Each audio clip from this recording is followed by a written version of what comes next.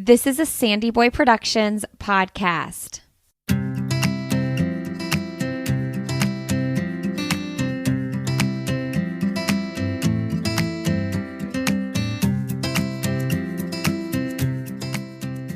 Welcome to the Urban Pharmacy Podcast, where we help women remove the overwhelm of living their most holistic life.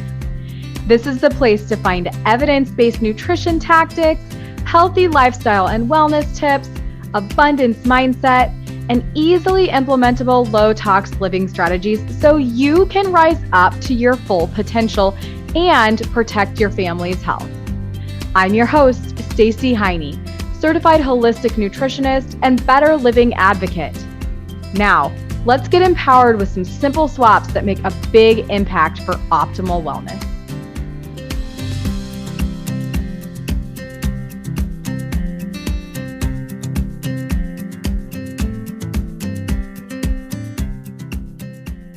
Welcome to episode 25 of the Urban Pharmacy Podcast. My guest today is super special. It is my friend, Dr. Jessica Dupont, who is a naturopathic doctor, birth doula, fertility strategist, public speaker, mother, and plant-based foodie. Her practice focuses on hormonal regulation, women's health, which is anything from PMS, fibroids, PCOS, endometriosis, menopause, etc., fertility and perinatal care. Dr. Jessica has made it her mission to empower women worldwide to embrace their divine feminine power, take control of their health, and realize their optimal health potential so they can feel energetic, vibrant, and beautiful inside out. She integrates conventional medicine and alternative medicine, giving women a unique approach to their health so they can get to the root cause of their concerns and restore balance. Dr. Dupont is the creator of the Naturopathic Doula Course and teaches naturopathic doctors across North America and the UK, is a founder of York Regional Naturopathic Doulas, and is the creator of the noteworthy online fertility program, Baby Bloomers, which is centered around a plant-based diet. She has published various articles for a variety of health magazines and papers, and is one of the most sought after practitioners in the GTA regarding hormones, pregnancy, and fertility. Today, we talk all about hormones, and we touch from everything from adrenal to fatigue to hormone replacement during menopause, what hormones we should be really in tune with and understand when it comes to being a woman, sex drive, period problems, all the things. So, if you have any interest in understanding a little bit more about being a woman, you should listen to today's episode. You're going to love it, and I cannot wait to hear what you think. If you listen, please tag Jess or myself or both of us while you're listening so that we can know you are enjoying this episode. Until next time, be well. Dr. Jessica Dupont, welcome to the Urban Pharmacy, my friend. I'm so excited to have you here. I'm excited to be here. Thanks so much for having me. Yes. Okay. So let's dive right in. I have got a whole little grab bag of questions that I fielded from friends and clients. But before we even get into those, I want to know, where did your health journey start? My health journey started when I was in university, and I was given lots of antibiotics for frequent UTIs. So I was getting lots and lots of UTIs I think I was on 30 rounds of antibiotics in a matter of 2 years, because it still happens today. You know, we go into the clinic or walk-in clinics and we say, well, I think I have a UTI. They do, a urine sample, right? They kind of do like a dipstick and it shows, oh, you have inflammation. So yes, it's a UTI, and they give you antibiotics, but they're supposed to send it away for actual analysis to see if there's actual bacteria there. And what I found out is that after 2 years of doing this, that I only think I had an actual infection 2 out of those 30 times. And the other times it was just inflammation. So I was in and out of hospitals with back pain. And somebody finally said to me, you should see a naturopath. And I was like, what is that? Like, I don't even know what a naturopath is. But I trusted that information, and I went to see her. She was amazing. She sat with me for a good hour and a half the first time I met with her. And what we discovered was that I had something called interstitial cystitis, which is just basically an inflammatory bladder syndrome. And so we changed my diet. We did acupuncture. She cleansed my kidneys. So it was amazing. And ever since then, I haven't had any UTIs. I definitely saw the association between stress and my symptoms too, which, I mean, nothing like that was ever taught with medical doctors or anything like that. And I was just kind of pushed through the medical system, which a lot of women are, a lot of people in general are. So that's kind of where my journey with health all started.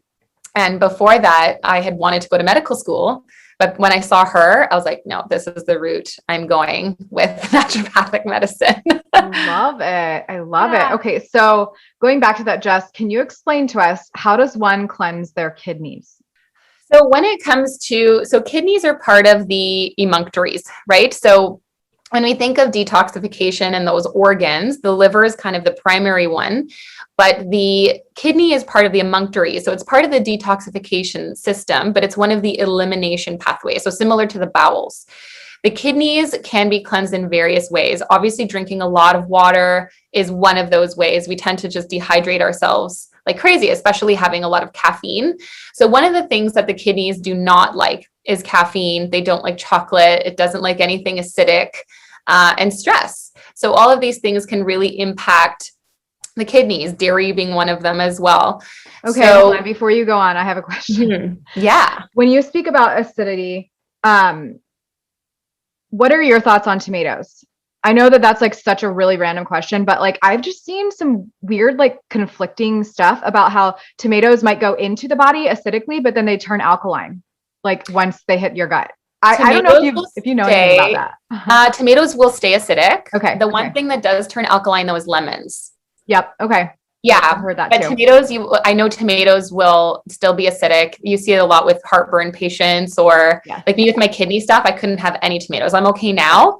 Okay. But it will stay acidic. Okay. As far as I know. Yeah. No, I mean, I knew about the lemons, but it's been a little bit iffy on the tomatoes. So I wanted to see what you thought on that. Okay. Yeah. Cool. All right. So moving on.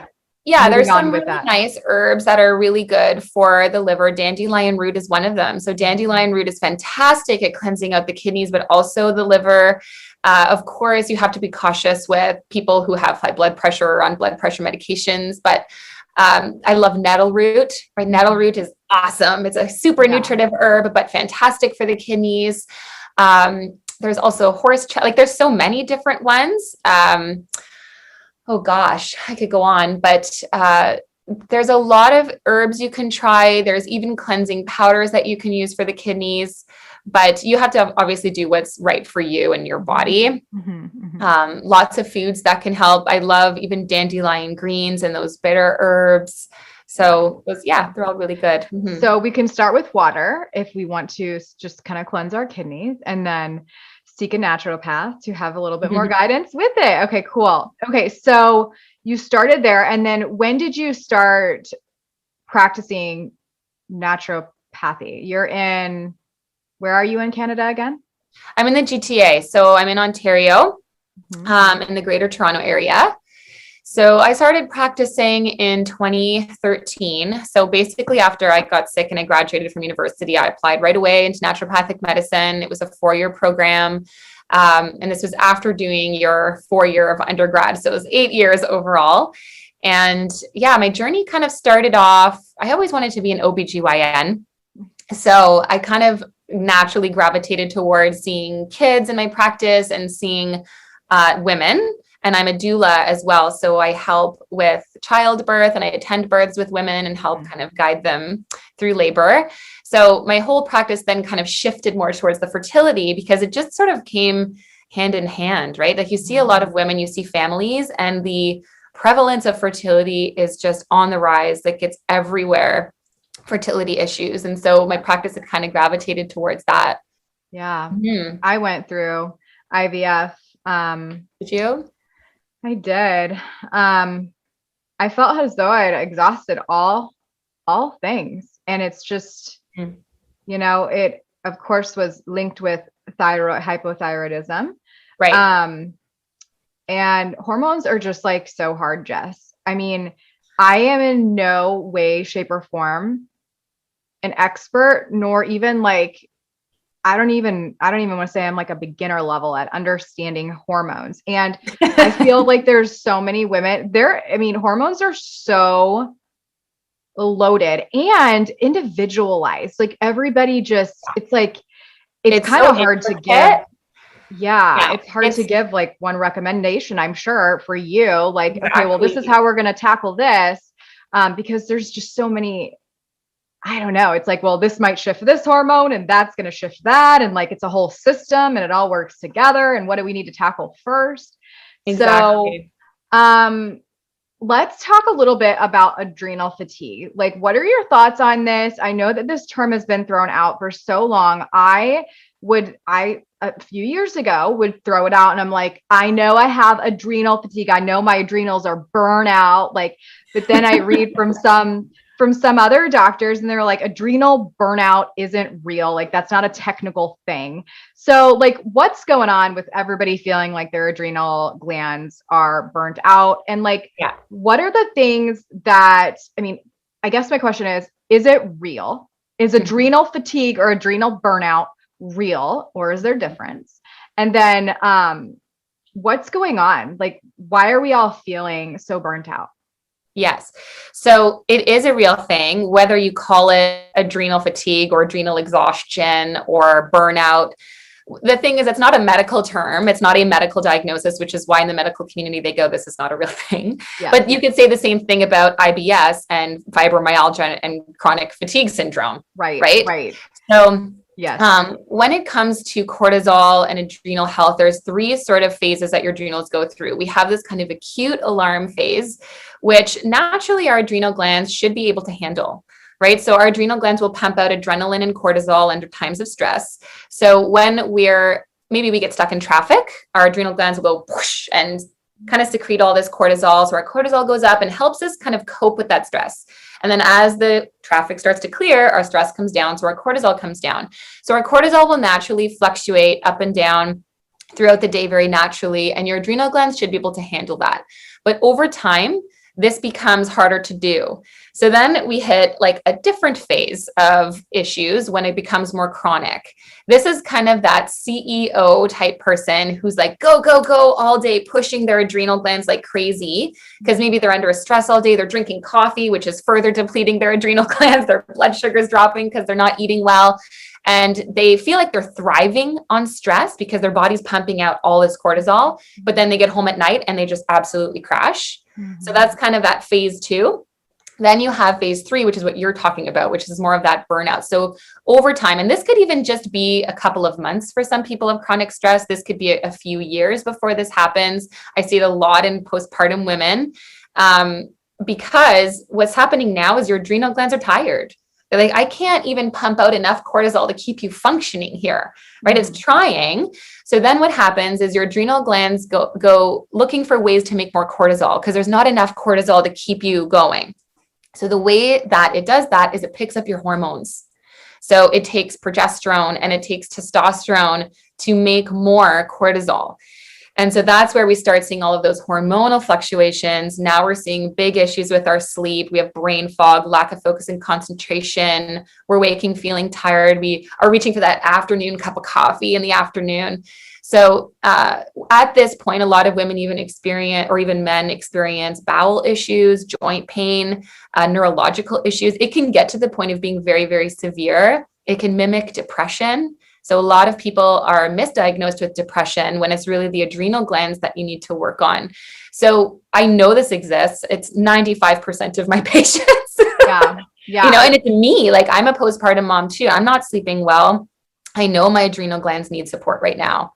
So when we hear like the medical doctors saying, or like the doctors that are practicing allopathy, they're saying, adrenal fatigue like doesn't exist, or adrenal burnout doesn't exist. Well, that's because there's probably some other medical term that is,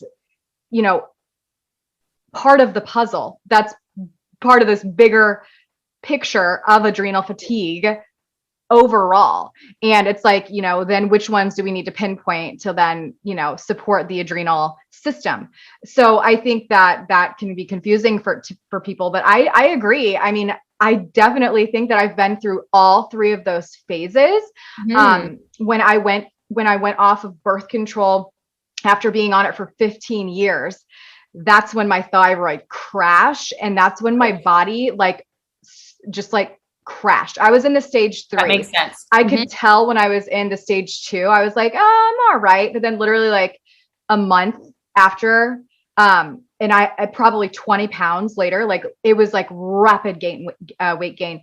Yeah. I was literally like, oh my God, I'm going to get in my car. I'm going to go to my Pilates studio. I'm going to teach 1 hour and I'm going to come home and it's going to be amazing if I don't fall asleep on the way home. I was that tired. I was asleep in my driveway when I got home, or I would get myself into the house and I would lay down on the couch and just sleep. And that is crazy. I was like, what is happening to my life?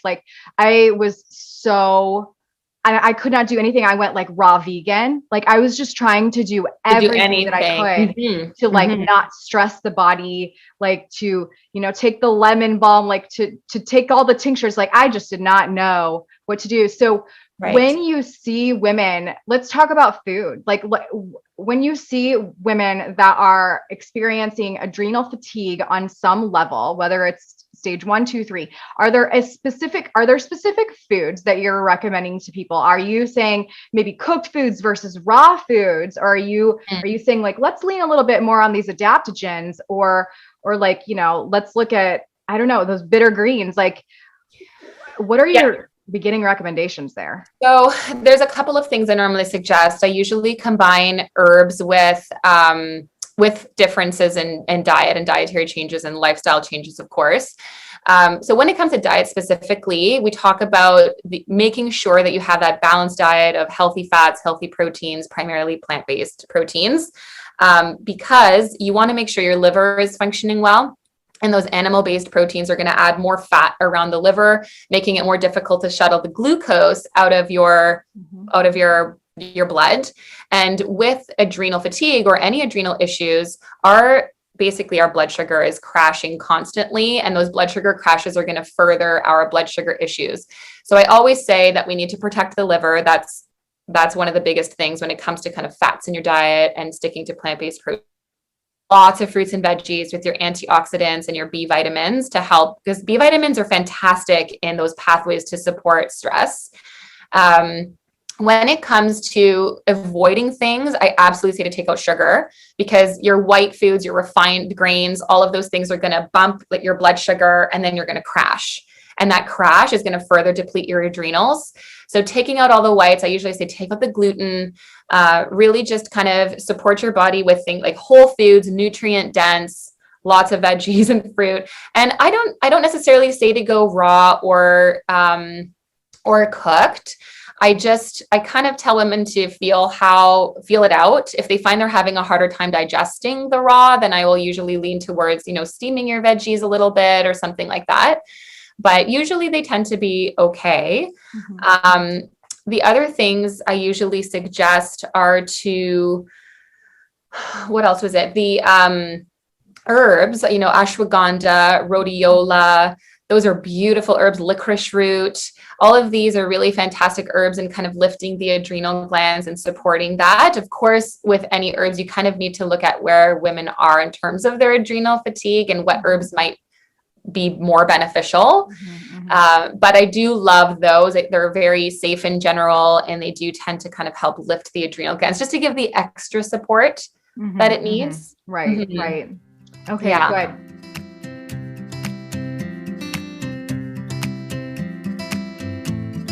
Hey friend, before we get too far into this episode, I want to be sure you know about how the environment plays a role on your overall health.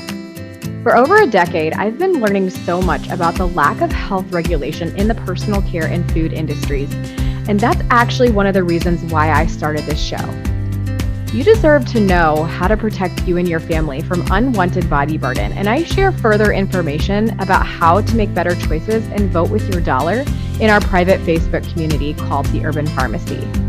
On that note, I want to let you know about one of the easiest ways that we've switched to safer, and that's through my favorite clean beauty brand called Beauty Counter. Your skin is your largest organ, and what you put on it every day matters a lot. And with a low carbon footprint, cruelty-free formulations, and high-performing results, I haven't found a better beauty brand than Beauty Counter in over 5 years of working with this mission-driven brand. To learn more and shop clean, head to mybetterbeauty.com.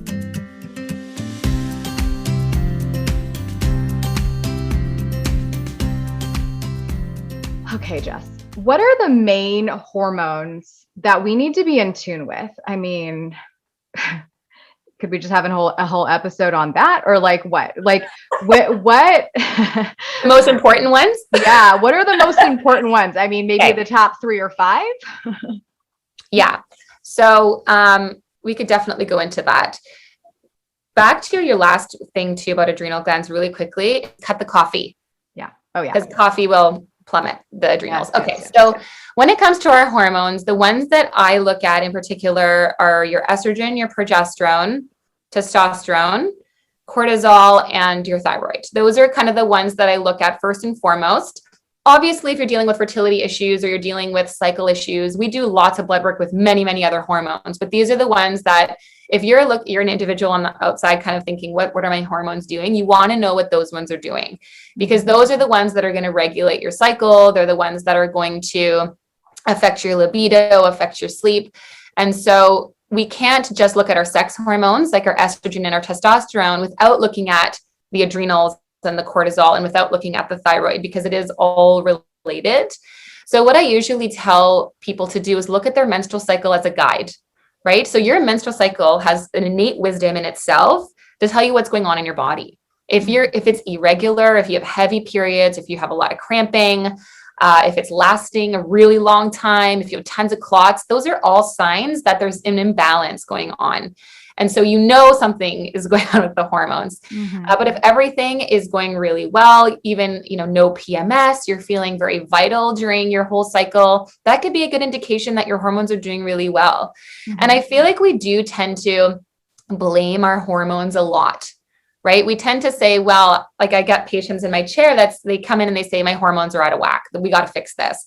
And I go, okay, but you know that the hormones are not the cause. Right? So the symptom is the hormonal issue, right? The hormones going out of whack are basically a symptom of an underlying cause.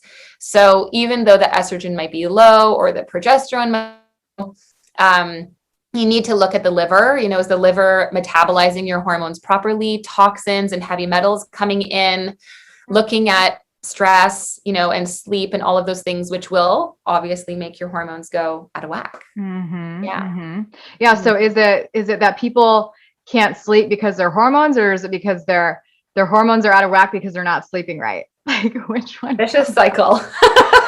Which one? And that's the hard part. That's the thing we try to do as naturopaths is be like, okay, where did this all begin? And let's see what started, like what happened first.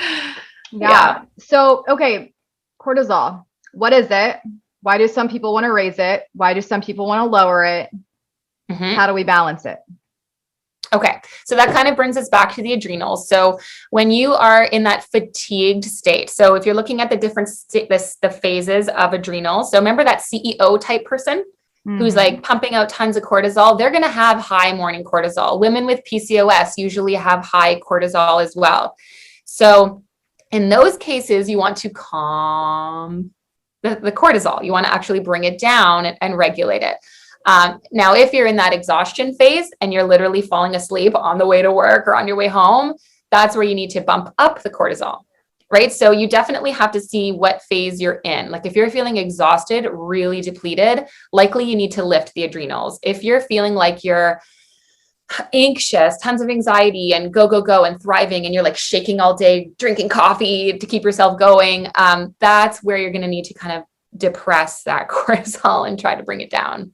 Okay. Yeah. And honestly, that's going to be, again, just making sure you're getting good sleep, changing your lifestyle to, do some meditation, do some yoga, get out in nature. I really am a true believer of getting negative people and stimuli out of your life, just things that don't serve you. If you're in a job that you hate, I realize that you may not be able to quit your job, but maybe you can start to look at other avenues that bring you joy, delegate tasks. That's sort of on the lifestyle side of things. But then there's herbs you can do, nutrition and all those things. You just really need to do that self-care, which is really important. Mm-hmm. And I just caught you doing something that I do too, Jess, like literally right after you said, get the negative people or quit that job, quit that toxic job, you automatically said, I realized you might not be able to do that.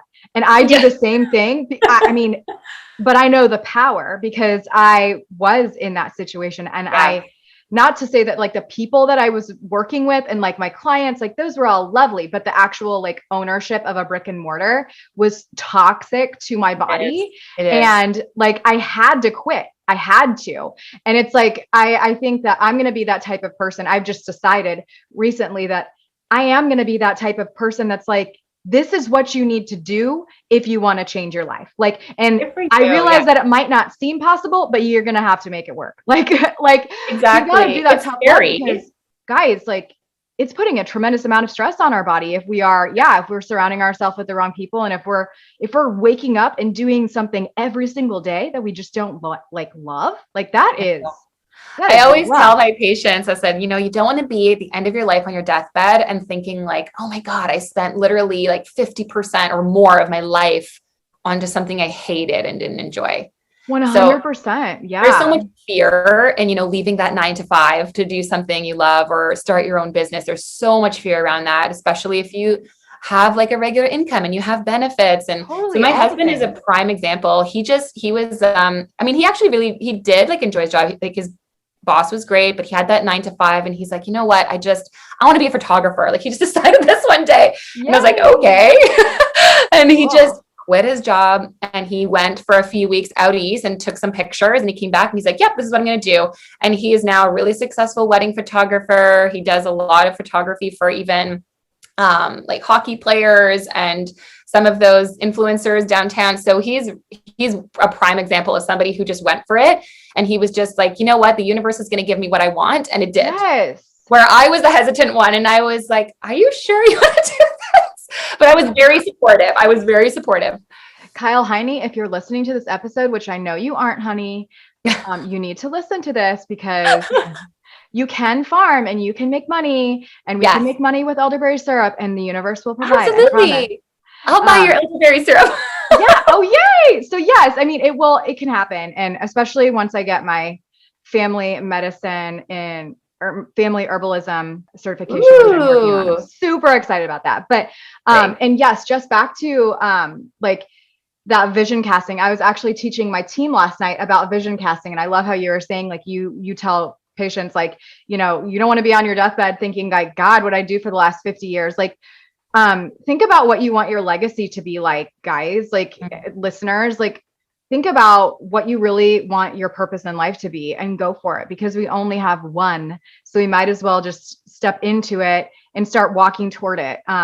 Exactly. Without that especially if you even realize that you're getting home at the end of the day and you're so irritable because you've like hated your job that you're just not enjoying time with your family. Maybe you're snapping at your family, your relationship is starting to suffer. Like all those, it's not worth it. Yes. Or you're drinking alcohol or things to kind of just like damper or, smoking marijuana and all these things to just kind of keep yourself calm and help yourself move through the day. Like it's not worth it. Right. Right. Yeah. Totally. Okay. So let's go back to hormones. I mean, somebody wanted to know how to regulate. This is so like overarching. Like, how do we regulate hormones naturally and how to tell if they are off in the first place? And you've kind of gone through this, but what are some common symptoms? So the big one, the symptoms are many. Likely the hormones are off. Right. Especially if you think they're off, they're probably off. The menstrual cycle is where you need to start first. Look at your menses. That actually just folds in with another question that somebody has. So I'm going to ask it at the same time. What is the most common cause of irregular or non-existent periods? Yeah. Okay. So, and we'll get into that too. So our menstrual cycles should be about anywhere from 26 to 32 days in terms of their length. Any shorter than that is telling me there's something going on here. It should be regular, coming every month. Okay, you shouldn't skip a month here and there. The first 2 weeks of your menstrual cycle is where your estrogen and your FSH, or your follicle stimulating hormone, is raising. Your testosterone is also raising as well. So during when you're actually on your menses and you're bleeding, during this phase, it's actually very normal to feel fatigued. This is the time when we need to start listening to our cycle, because different phases of our cycle tell us if what is going on is normal, and if like how we can kind of harness those times. So this is the time where you're going to feel like you want to just step away from things with friends. You're going to want to kind of be a recluse, sitting on your couch, watching TV. Totally normal. All your hormones are at an all-time low at this point. Estrogen is low, progesterone is low. You're going to feel tired. As maybe you move through day 5, so your cycle should last anywhere from 3 to 5 days. Any shorter or longer, again, I start to think, there's probably an irregularity. Should not be painful. We should not normalize cramps. We should not have tons of huge clots. Mild clots are okay. But any other color of blood that is anything but bright red as well could be a sign of other things going on. It could be a sign of infection, or just old blood that's kind of stagnant in the uterus that hasn't been shed from the previous cycle. So, and there should also be no PMS, right? So as we approach ovulation, which happens about mid-cycle, our estrogen is on the rise and our testosterone is on the rise. So you start to feel more energetic. This is maybe the time where you want to exercise more, do more vigorous exercise. You can eat more. You still want to have a little bit more warming foods here, but you can introduce a little bit more raw, and your digestion can handle it. So your libido goes up, you start to feel more optimistic and that sort of stuff. So you could take on more work tasks. Ovulation is like the prime time to do that, because your testosterone and estrogen are at its highest. After ovulation, things start to come down. Your progesterone will actually rise. So progesterone starts to be the dominant hormone at this point. Progesterone is the relaxation hormone. So this is where you start to feel like, again, maybe you're like getting into that point of wanting to kind of settle in, get more quiet. So women will start to maybe back off on their exercise regimen, or you should introduce more of those warming foods again in preparation for your next menstrual cycle, where all the hormones are going to drop. So if there's any imbalances in estrogen and progesterone, because that should be kind of like a certain ratio, then you will see estrogen dominant like symptoms, usually where you have those heavier periods. Maybe you have endometriosis or fibroids, or really heavy periods, and PMS, right? So in the last half of the menstrual cycle, it is normal to feel fluctuations in mood, but it shouldn't be to of depression or anxiety, and you shouldn't be having insomnia and things like this. So always look at the menstrual cycle. That's the first thing you want to look at. Now, causes of an irregular cycle or a missing cycle altogether, there's a few. The most common thing I see is a progesterone deficiency. So not enough progesterone to help kind of encourage that last half of the menstrual cycle. So this I see a lot in PCOS women as well. So PCOS is the most common diagnosis I see for skipping cycles altogether. Or if you don't have a cycle for a couple of months, then it comes back, or you're having a 30-day cycle, but then a 44-day cycle, and then a 60-day cycle. Definitely look for PCOS. How does somebody look for PCOS? So first thing is, so the one thing about PCOS is you assume that you have to have polycystic ovaries, and that is not true.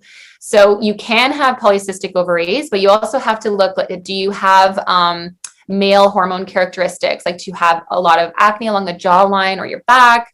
Do you have a facial hair growth that you're literally needing to like remove? It's that dark and thick. Or are you showing high male hormones on your blood work? So it does take a lot of blood work. So you want to test the majority of your hormones on day 3 of your menstrual cycle. And then you want to test progesterone 7 days after you ovulate. But a lot of women don't know when they're ovulating. Mm-hmm. But you might see imbalances in the hormones that are indicating that there is PCOS there. Blood sugar as well, testing blood sugar, because a lot of women will have blood sugar issues, and thyroid associated with PCOS too. So ultrasound and blood work is going to help you diagnose those things. Got for it. Sure. Mm-hmm. Got it. Okay. And real quick, back to the fibroid. That affects fertility, correct? Yes. It depends on where the fibroid is located. So it can be like And so what I mean by that is it could be inside the uterus, it can be in the uterine wall, and then it could be kind of outside the uterus. If it's within the uterine cavity, those are the ones that are going to affect the fertility the most, and the size matters too. Got it. That was a question as well. So, okay, I'm going to try to gather all the rest because I know we're sort of wrapping up here. Let's see. How do we increase progesterone naturally? Right. So one of my favorite, I love doing acupuncture. I think acupuncture is a fantastic way to encourage hormone regulation in general. And progesterone. So have you ever heard of seed cycling? I have. Yeah. So seed cycling is actually a great way to regulate hormones in general. So it just involves, at the first 2 weeks of your menstrual cycle, you're cycling with 2 different types of seeds. And then the last half of your menstrual cycle, you're cycling with different seeds. And the first 2 weeks, you're kind of it's focused on bumping up estrogen. And the last 2 weeks is focused on bumping up progesterone. Mm-hmm. So, with progesterone specifically, I love using an herb called chaste tree berry. That's probably one of the best ways of increasing it more quickly, like if you're not using food. So chaste tree is a relatively very safe herb to use. It helps balance that estrogen and progesterone. So I really do love that. If your progesterone is in the toilet, like if you've had it tested and it's like non-existent, that's where you may want to consider maybe bioidentical hormone therapy for progesterone. That was another question. So we're kind of hitting all of them. This is really great. So what about hormone replacement during menopause? Are there pros and cons? I mean, are there places for hormone replacement when people are not going through menopause? Tell us all the things that you think about them. For sure. So I really prefer the bioidentical hormone replacement route versus the synthetic hormone replacement route. So a lot of what you hear about today is more that synthetic hormone replacement, which comes with a lot of safety issues. There's safeties around estrogen dominant cancers and breast cancers, increasing heart disease and risk of stroke, where bioidentical hormones were kind of introduced to navigate those risks. So bioidentical hormones, although they're made in the lab, they are more chemically and molecularly identical to your own body's hormones. So your body actually can't really tell the difference between your own body's hormones and the bioidentical hormones. The synthetic hormones, though, actually bind to your estrogen receptors and activate them, which can be a little bit more dangerous, I guess, in a way. And it'll also have a lot more side effects to them, where the bioidenticals don't have many side effects. You always start with a low dose and work your way up. And it is a balancing act. Like you never want, so for menopausal women, for example, who have lower estrogen, you never want to just give estrogen. It has to be given with things like testosterone as well, or even progesterone as well, because you always need that balance of estrogen to progesterone and that estrogen to testosterone. So that's something to consider, is usually you're not kind of given one hormone, except progesterone. That's the one I see a lot given. That's the one I recommend a lot, especially even for my fertility patients, women with history of frequent miscarriage. You'll even notice people going through IVF are automatically given progesterone because it just helps solidify that pregnancy. And it's very safe to do throughout the first trimester. So there's definitely room in both realms.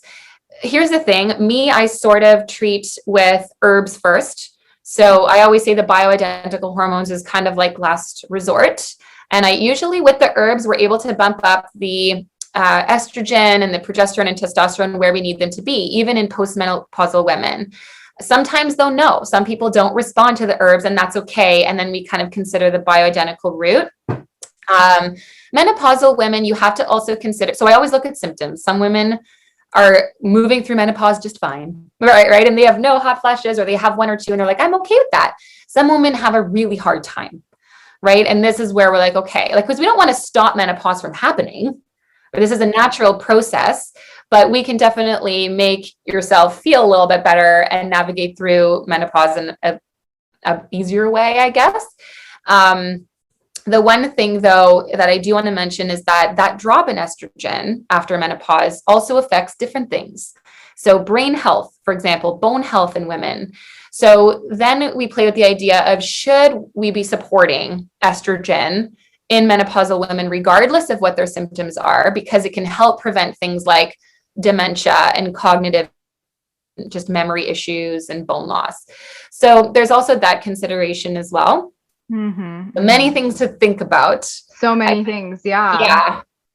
So there was a lot of questions about hormone replacement, actually, now that I'm looking through all of them. Like there was just a lot of them. We need to do an episode just on that. Yeah, we could. I mean, so, okay, Jess, last question before I ask the question that I ask all of my people, all of my lovely guests. What do you do when sex drive is a no-go? And yeah, we'll just leave it at that. So sex drive is driven by 3 hormones: your estrogen, your progesterone, and your testosterone. And these hormones are not only made by our ovaries, but they're made by our adrenal glands as well. And so we have to look at, why is libido low? Okay, so which hormones are being affected? Is your testosterone low? Is your estrogen low? Or is your progesterone too high? Because it's the higher progesterone that's going to deplete your libido. The other thing is cortisol and stress playing a role. So we know that when we're under stress, that's going to shut down your testosterone. Your testosterone is going to drop. When you have a thyroid condition, your testosterone is going to drop. So it makes sense when the libido drops with these conditions. Is it mental and emotional, right? So is there a psychological barrier that's happening there? I see this a lot with my postpartum moms, right? Their bodies just went through a lot. They feel like their body has changed and they don't feel as sexy. You know, maybe they had a lot of trauma to their perineum. So they're afraid to have intercourse again.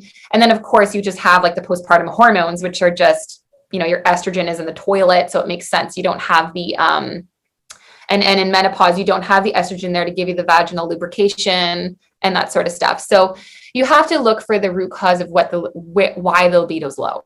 Yeah. And treat. There's not like one thing that's gonna be like, this is gonna bump your libido. Like there's fantastic herbs like maca and tribulus, which will naturally bump, you know, testosterone levels and support your adrenals. And ashwagandha is another one that both men and women could use. But you want to know what your testosterone is doing before maybe starting tribulus. Because if your testosterone is too high, you don't want to do tribulus. Got it. So you got to be careful with that. Got it. Okay. And all right, Jess, before we wrap up, I want to know, my friend, what does holistic living mean to you? So it's many, many different things, but it's basically an all-encompassing nature of living in a community and creating an environment around you that is just supporting your body's innate wisdom to heal and thrive. So it's about the food you eat, right? And, you know, eating foods that actually nourish your body and support your body. It's about utilizing medicine that's given to us from nature. And, you know, we don't need to put these synthetic things in our bodies. Our universe and our nature has given us all the remedies that we need to heal and bring our bodies back into balance. But I also believe that it's not just about the physical, it's about the mental and emotional, and it's about the spiritual body as well. So really making sure that on all levels of health, that you're feeling balanced, because I find that a lot of people focus on the physical, but there's still so much going on up here that you need to balance out. And that spiritual piece is really the key. I've seen people heal their bodies with just meditation, right? And so I really do believe that we can connect to kind of those outside sources to really kind of thrive in our environment. And again, surrounding yourself with those communities and gardens and things that support you as a person. So that to me is holistic. It's that all encompassing, you know, it's food, it's spirituality, home, you know, eco living, all of that is important. For sure. It's all connected. Yeah. Oh my gosh, friend. Okay. Thank you so much for your time. Thank you. We'll have to have you back and talk more hormones, but I would love to. My friend, be well, and we will talk soon. You too. Bye. Bye. I'm over here cheering you on because you just finished another episode of The Urban Pharmacy. For today's show notes, head on over to theurbanpharmacy.com and be sure to join us inside our private Facebook group called The Urban Pharmacy, where we share inspiration, live trainings, and holistic living tips to help you build community and the healthy lifestyle that you've always wanted. If you enjoyed today's episode, make sure you hit that subscribe button and please consider leaving us a 5-star review. Before we connect again on the next show, follow me on Instagram at The Urban Pharmacy. That's urban with an H and pharmacy with an F. And I can't wait to hear your wellness journey as we get to know each other better. You know, there's truly no better time than now to level up your life, and I am so proud of you for showing up today. Until next time, be well, Health Crusader.